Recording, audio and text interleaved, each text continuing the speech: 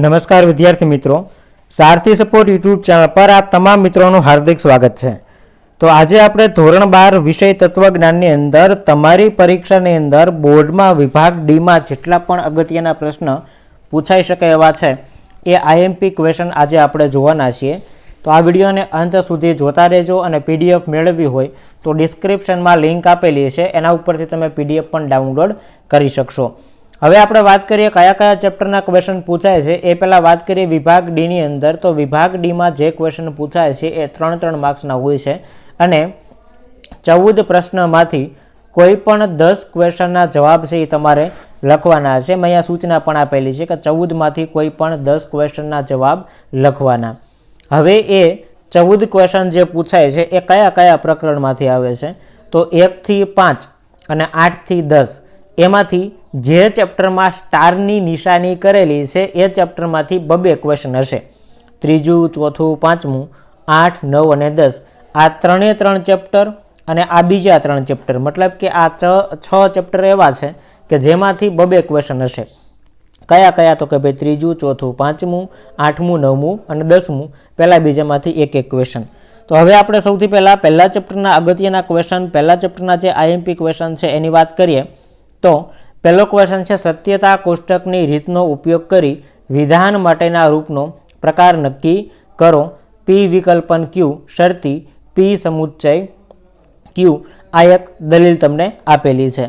एना पछी आपेलुं छे सत्यता कोष्टकनी रीतनो उपयोग करी विधान माटेना रूपनो प्रकार नक्की करो। तो अहींया तमने दलील आपेली छे।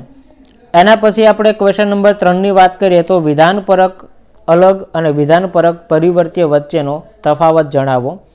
ત્યારબાદ ચોથો ક્વેશ્ચન છે સત્યતા કોષ્ટકની રીતનો ઉપયોગ કરી વિધાન માટેના રૂપનો પ્રકાર નક્કી કરો। આ જે ક્વેશ્ચન છે એ પરીક્ષાની અંદર પૂછાઈ શકે એવો છે, એટલે પ્રકરણ નંબર 1 ની અંદરથી આઈએમપી ગણી શકાય ખાસ। એના પછી સત્યતા કોષ્ટકની રીતનો ઉપયોગ કરી વિધાન માટેના રૂપનો પ્રકાર નક્કી કરો। અહીંયા તમને આપેલી છે રીત। एना पछी सत्यता कोष्टकनी रीतनो उपयोग करी विधान माटेना रूपनो प्रकार नक्की करो, दलील आपेली छे। त्यारबाद सत्यता कोष्टकनी रीतनो उपयोग करी विधान माटेना प्रकार नक्की करो, अहींया दलीलो आपेली छे। 7मो अने छेल्लो क्वेश्चन छे पहला चेप्टरमांथी अने ए दलील पण तमने अहींया मळी जशे।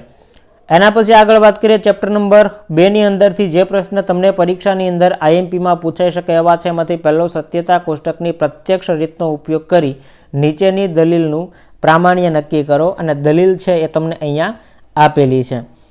बीजी वखत एवो ने एवो क्वेश्चन छे सत्यता कोष्टकनी प्रत्यक्ष रीतनो उपयोग करी अने नीचेनी दलीलनुं प्रामाण्य नक्की करो। आ दलील आपेली छे, आनुं प्रामाण्य नक्की करवानुं छे। त्यारबाद त्रीजो क्वेश्चन है सत्यता कोष्टकनी प्रत्यक्ष रीतनो उपयोग करी नीचेनी दलीलनुं प्रामाण्य नक्की करो, दलील तमने अहींया आपेली छे। त्यारबाद 4 नंबरनो क्वेश्चन है प्रत्यक्ष सत्यता कोष्टकनी प्रत्यक्ष रीतनो उपयोग करी नीचेनी दलीलनुं प्रामाण्य नक्की करो, दलील अहींया आपेली छे। नेक्स्ट छेल्लो क्वेश्चन है सत्यता कोष्टकनी प्रत्यक्ष रीतनो उपयोग करी नीचेनी दलीलनुं प्रामाण्य छे नक्की करो, अहींया दलील आपेली छे। एमांथी 4 नंबरनो क्वेश्चन अने पहेलो आ क्वेश्चन आ बे थोड़ा वधारे अगत्यना छे, एटले परीक्षानी अंदर आ बे क्वेश्चननी थोड़ी पहली प्रायोरिटी आपवी। त्यार पछी चेप्टर नंबर 3 नी क्वेश्चननी वात करीए तो नीचेनी दलील प्रमाणभूत छे एम रूपलक्षी साबिती रची अने सिद्ध करो, अने अहींया तमने दलील पण आपेली छे, खाली साबित तमारे करवानुं छे। फरी वखत बीजो क्वेश्चन आपेलो छे नीचेनी दलील प्रमाणभूत छे रूपलक्षी साबिती रची अने सिद्ध करो, दलील तमने अहींया आपेली छे। त्यारबाद क्वेश्चन नंबर 3 नीचेनी दलील प्रमाणभूत छे एम रूपलक्षी साबिती सिद्ध करो, अहींया तमने दलीलो आपेली छे अने नीचेनी दलील रूपलक्षी साबिती रचवानी छे, अहींया तमने क्वेश्चन आपेलो छे। त्यारबाद 5 नंबरनो क्वेश्चन छे नीचेनी दलीलनी रूपलक्षी साबिती रचो। नीचेनी दलील प्रमाणभूत छे एम रूपलक्षी साबिती रची अने सिद्ध करो, क्वेश्चन नंबर 6 हतो। अने क्वेश्चन नंबर 7 अने छेल्लो क्वेश्चन छे नीचेनी दलील प्रमाणभूत छे एम रूपलक्षी साबिती रची अने सिद्ध करो, मार्च 2023 नी परीक्षा में पूछाई गयेलो सवाल छे। एना पछी प्रकरण नंबर 4 ना आईएमपी प्रश्नोनी वात करीए तो पहेलो एक क्वेश्चन आपेलो छे नीचेना संविधानना आकृति ने भेद जणावो। सर्व गरीब व्यक्तिओ दयापात्र छे, सर्व भिखारीओ गरीब छे, તેથી સર્વ ભિખારીઓ દયાપાત્ર છે. આ સંવિધાનની આકૃતિ છે એ ભેદ જણાવવાનો છે. ત્યાર પછી એવો બીજો એક ક્વેશ્ચન છે, નીચેના સંવિધાનના આકૃતિ અને ભેદ જણાવો. કોઈ પણ વિદ્યાર્થી આળસુ નથી. વરુણ વિદ્યાર્થી છે, તેથી વરુણ આળસુ નથી. આ પ્રકારની તમને સંવિધાનની આકૃતિને ભેદ જણાવવાનો છે. ત્યાર પછી પ્રશ્ન નંબર 3, નીચેના સંવિધાનના આકૃતિ અને ભેદ જણાવો. સર્વ બાળકો રમતિયાળ છે. ટીનું બાળક છે, તેથી ટીનું રમતિયાળ છે જણાવવાનું છે. 4 નંબરનો ક્વેશ્ચન, સર્વ તીર્થધામ પવિત્ર ધામ છે. સર્વ દેવાલય પવિત્ર ધામ છે, તેથી સર્વ દેવાલય તીર્થધામ છે. આ તમારે આકૃતિ અને ભેદ જણાવવાનો છે. ત્યારબાદ પ્રકરણ નંબર 5ના ક્વેશ્ચનની વાત કરીએ તો વૈજ્ઞાનિક વ્યાપ્તિની વિશિષ્ટ લાક્ષણિકતાઓ જણાવો. ક્વેશ્ચન નંબર 2, સાદી ગણનામૂલક વ્યાપ્તિની મર્યાદાઓ જણાવો.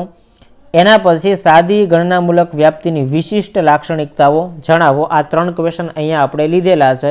આ 3 ક્વેશ્ચન થોડાક વધારે અગત્યના, થોડાક વધારે આઈએમપી છે, એટલે આટલા ક્વેશ્ચનની પહેલી પ્રાયોરિટી આપવી. ત્યારબાદ પ્રકરણ નંબર 8ની વાત કરીએ તો ટૂંક નોંધ લખો. પ્રાર્થનાનું મહત્વ બહુ અગત્યનો ટોપિક છે, અવારનવાર પરીક્ષામાં આવી ગયેલો છે. એના પછી વિજ્ઞાન યુગમાં ધર્મનું મહત્વ ટૂંક નોંધ પૂછાઈ શકે. ધાર્મિક જીવનમાં ભક્તિનું મહત્વ સમજાવો અને ધાર્મિક જીવનમાં નીતિનું મહત્વ સમજાવો. આ 4 ક્વેશ્ચન તમને 8મા યુનિટમાંથી પરીક્ષાલક્ષી છે. ત્યારબાદ પ્રકરણ નંબર 9ની વાત કરીએ તો જગતમાં વિદ્યમાન ધર્મોની માહિતી આપો. ડિટેલની અંદર ટૂંકમાં સમજાવવાના છે. એના પછી જગતના વિદ્યમાન ધર્મો અને તેમના સ્થાપકોના નામ જણાવો. મતલબ કે હિન્દુ ધર્મની સ્થાપના કોના દ્વારા થયેલી છે, શીખ ધર્મની સ્થાપના કોના દ્વારા થયેલી છે, આ બધું ડિટેલની અંદર સમજાવવાનું છે. સર્વ ધર્મ સંભાવ વિશે સમજૂતી આપો. ત્યારબાદ છેલ્લું 10 નંબરનું પ્રકરણ છે, 5 યમની સંક્ષેપમાં સમજૂતી આપો. સત્ય, અહિંસા, અસ્તેય, અપરિગ્રહ અને બ્રહ્મચર્ય, આ 5 યમ છે એ ટૂંકમાં સમજાવવાના છે. પ્રાણાયામનો અર્થ આપી પ્રાણાયામની પ્રક્રિયા સમજાવો. પછી ટૂંક નોંધ આપેલી છે સત્યવાણીના ગુણો. યોગનો અર્થ આપી પતંજલિના યોગ સૂત્રની સમજૂતી આપો. અને યોગ એક જીવન દ્રષ્ટિ છે, આ વિધાન સમજાવો. આટલા પ્રશ્ન તમને ચેપ્ટર નંબર 10માંથી પરીક્ષાલક્ષી હતા. હવે અહીંયા તમને જે કાંઈ પ્રશ્ન આઈએમપી આપેલા છે, આટલા ક્વેશ્ચન પરીક્ષા આપવા જાઓ એ પહેલાં એક વખત નજર ફેરવી લેવાની છે. આટલા પ્રશ્નમાંથી જ પ્રશ્નો એમાં ડી વિભાગમાં આવશે.